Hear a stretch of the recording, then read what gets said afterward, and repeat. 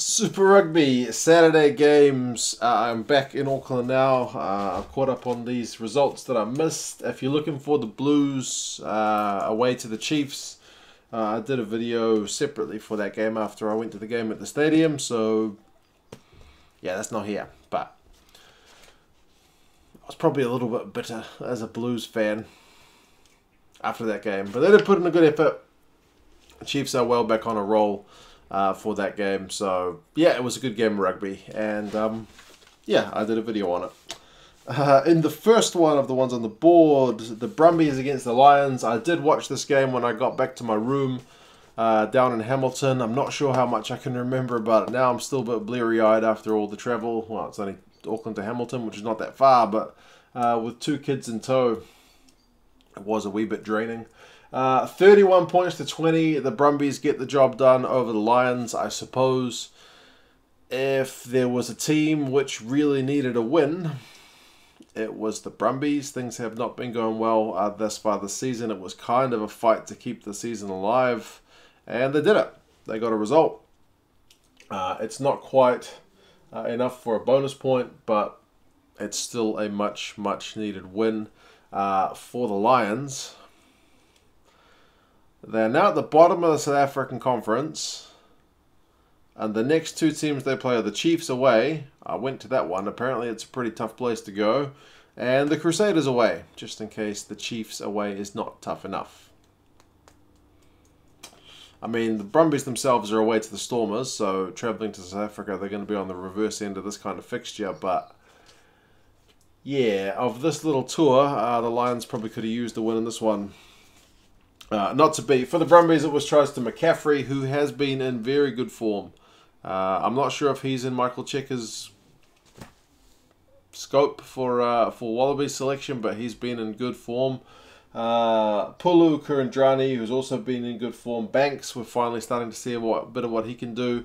And right for the Lions, it was Dianti, Yankees, and Mahuza with kind of a consolation one towards the end.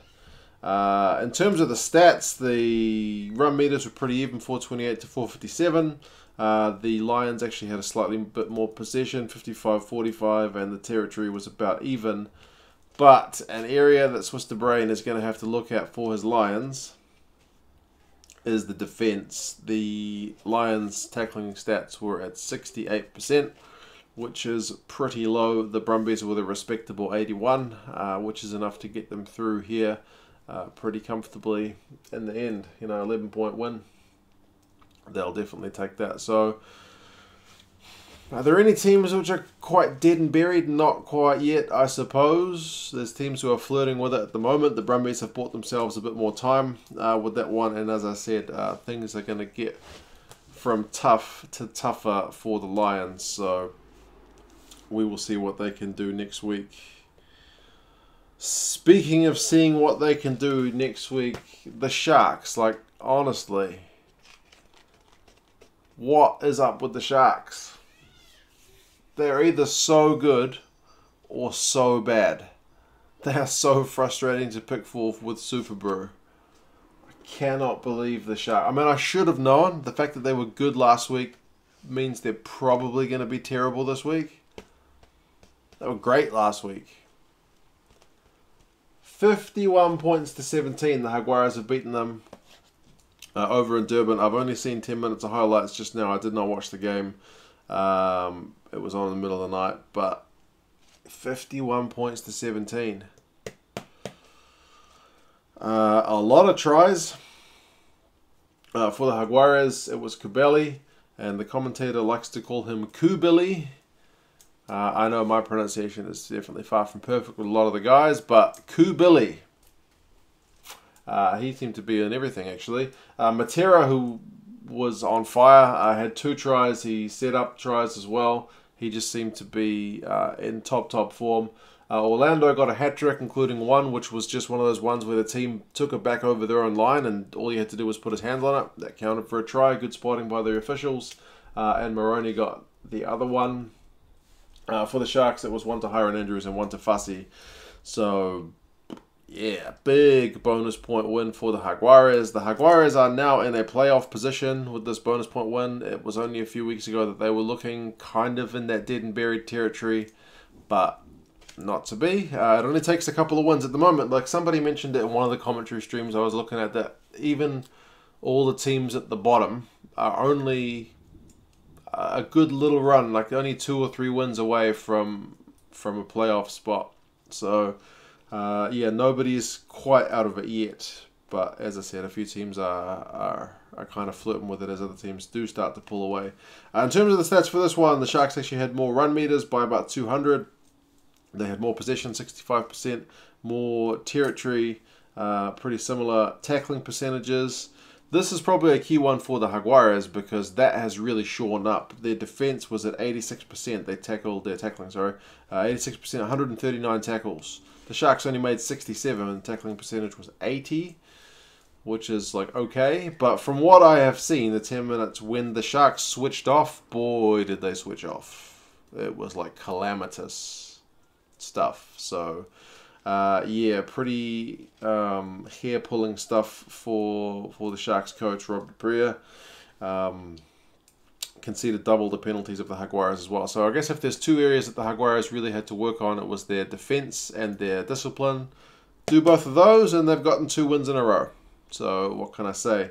When Matera got that kick and chase ball, you know, he kicked over and just chased it himself. He's a loose forward. That's pretty classy stuff. It was all from a big turnover. But yeah, the Jaguares are back in contention. 2 wins in South Africa. Who would have thought that a few weeks ago? Not many. The Sharks, you are just Jekyll and Hyde. Got no faith in you to beat anybody. But I will also not be surprised whenever you get a win. I'm glad you're not my team. Because frustration, honestly.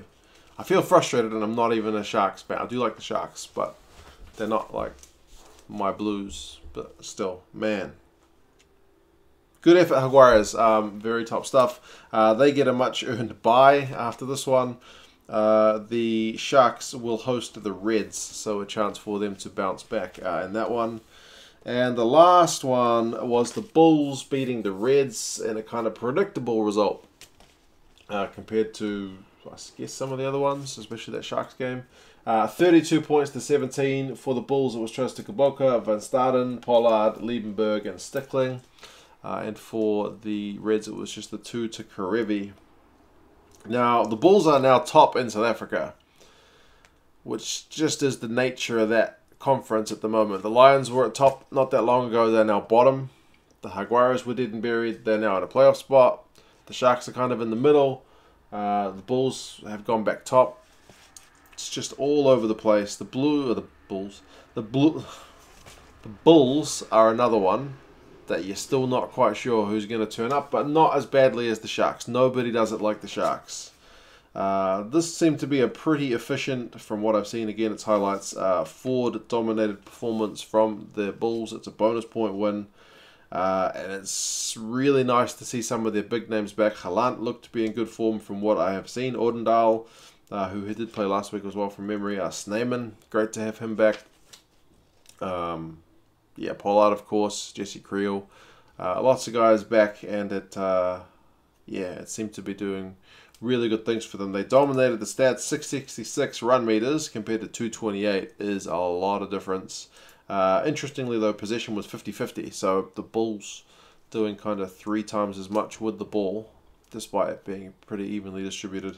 The Bulls did have slightly more territory and tackled better, 86%. I guess that shows 86% tackling percentage, which is high for Super Rugby. It's getting towards kind of test level, and 79 for the Reds. So I guess that's them conceding some of those meters, like I mentioned. But yeah, lots of tries. Also, not perfect because their line-out was only at 75%, 1 and 4, which is not ideal. Whereas the Reds, actually, that was a good point for them, 93%. Penalties were pretty evenly distributed. But yeah, some sharp play from some top guns, and it just seemed to be a lot of the forwards. I mean, you guys have watched the game, kind of let me know a bit more. That's one of the things that the Reds kind of pride themselves on is what their forward pack can do. In the Australian Conference, they're a bit of a muscle team. The Brumbies are, I guess, to a degree as well. But from what I have seen, it looked like, yeah, the Reds were under the pump for large periods up front. I mean, they didn't score a try until the 58th minute. They were 3 points up until that point because they kicked an early penalty. But that was pretty much it. Stickling had a howler. He dropped a ball which, just going over the line, he shouldn't have dropped it. The defender wasn't even quite at him, and he still just lost control of it as he's going for the line. But he did make up for it with a pretty good effort for his try right at the end of 64 minutes, so he looked pretty happy about that. The Bulls go into a bye as well, so I guess good for those guys to get rested. They brought their big guns back, give them all a rest again, and then they'll need to charge on to see if they can maintain top spot in South Africa for the second half of the comp. The Reds are away to the Sharks, and as I said, given they played terribly this week, they'll probably be on fire this coming week, so look out, Reds.